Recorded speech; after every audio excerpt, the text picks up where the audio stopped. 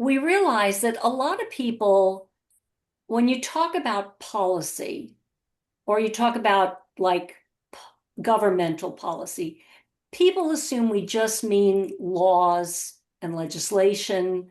For those of us working on a national level, you assume we just mean Congress. But there's actually a gap between a law that gets passed and then the health care you and others can actually get.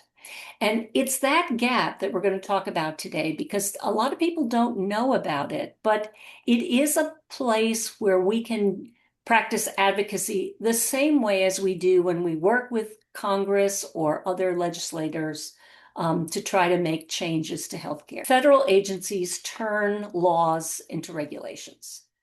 And you have a seat at that table. You might not have known it, but you do. So a law gets passed and it's then handed off to the agency responsible for it. So if you pass a law about airline safety, it goes to the aviation agency. For healthcare, it goes to CMS, the Centers for Medicare and Medicaid Services. And they actually take the law and they figure out, all right, well, what changes do we need to make to federal regulation to insert any changes in this law into those regulations?